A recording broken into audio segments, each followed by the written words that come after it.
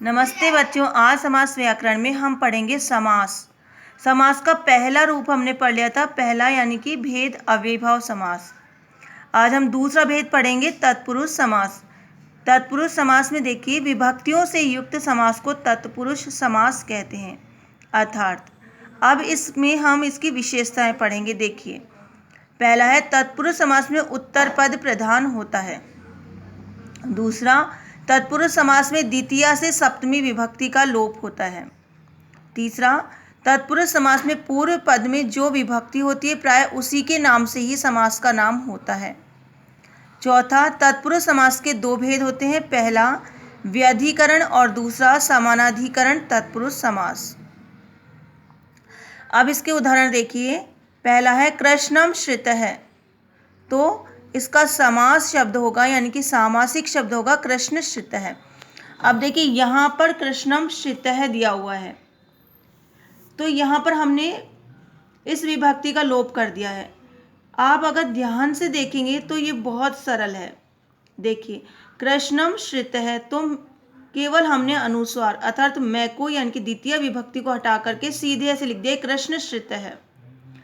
आपको ये बात ध्यान रखनी है कि इन दोनों में आपको संधि नहीं करनी है, ऐसे कैसे इसे लिख देना है, जैसे कृष्ण श्रितः है। दूसरा देखिए, ग्रामम गतः, यह है इसका समास विग्रह।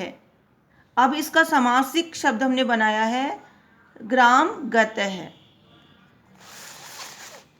अब आप तीसरा देखिए, हरिणा त्रातः, यह समास विग्रह है हरिणा और त्रातः, और इसका सामासिक शब्द हमने बनाया है हरित्रातः।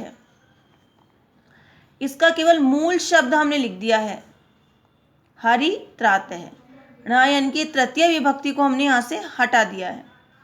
चौथा देखिए, भूतेभ्यः बलिः, भूतेभ्यः बलिः, तो भूतेभ्य में मूल शब्द भूत है, तो भूत बलिः। पांचवा, चोराद भयम, तो चोर भयम। छठा, राज्ञ है पुरुष है, तो राज्ञ है तो सप्तमी विभक्ति का शब्द है, तो मूल शब्द है राज, तो राज पुरुष है। ऐसे ही सातवां देखिए, अक्षेशु शौंड है, तो अक्ष शौंड। अब देखिए, समास के दो भेद हमने बताया आपको तत्पुरुष समास के, पहला था व्यधिकरण और दूसरा समानाधिकरण। पहला हम देखेंगे व्यधिकरण। जिस समास में दोनों पदों में अलग अलग विभक्ति हो उसे हम कहते हैं व्यधिकरण तत्पुरुष समास। जैसे राज पुरुष है, तो राज्ञ है पुरुष है, तो राज्ञ है में तो आइए षष्ठी विभक्ति, और पुरुष है शब्द में है प्रथमा विभक्ति। राज्ञ है प्रथम पद है और पुरुष है उत्तर पद है, तो दोनों में अलग अलग विभक्तियां होगी, पहले में षष्ठी और दूसरे में प्रथमा। जब दोनों पदों में अलग अलग विभक्ति होगी तो वहां होगा व्यधिकरण तत्पुरुष समास। दूसरा देखिए, यमुना तटे, तो इसका समास विग्रह है यमुनायाः तटे। यमुनायाः में तो षष्ठी विभक्ति है और तटे में सप्तमी विभक्ति है, और इसका अर्थ है यमुना तटे यानी यमुना के तट पर। अब देखिए, मैंने एक बात और लिखी है, षष्ठी तत्पुरुष समास, यानी कि प्रथम शब्द में जो विभक्ति होती है उसी से उस तत्पुरुष समास का नाम रखते हैं। यानी कि इसमें देखिए, प्रथम शब्द है यमुनायाः, यमुना में षष्ठी विभक्ति, तो हमने रखा है षष्ठी तत्पुरुष समास। आगे देखिए,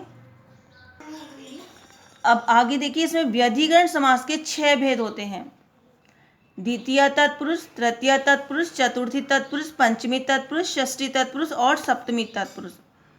अब हमने यहाँ एक पीछे एक देखा था, एक बात हमने पढ़ी थी कि इसमें विभक्तियों का लोप होता है द्वितीय से सप्तमी तक।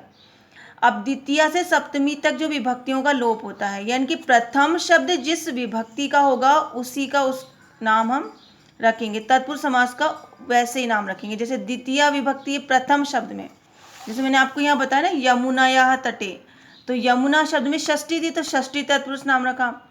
तो ऐसे द्वितीय से लेकर षष्ठी विभक्ति सप्तमी विभक्ति तक जो प्रथम पद में जो विभक्ति होगी उसी के आधार पर उसका नाम रखा जाएगा। जैसे कि मैंने यहाँ पर लिखा है आपको, व्यधिकरण समास के इसी के आधार पर 6 भेद किए गए हैं।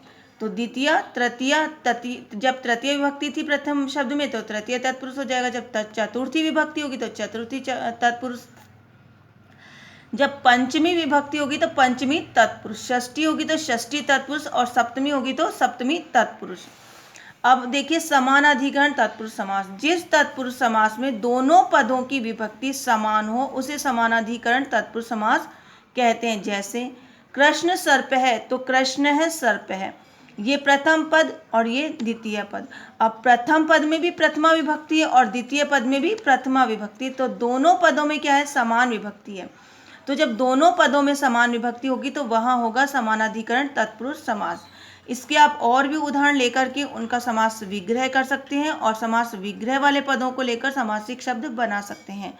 धन्यवाद।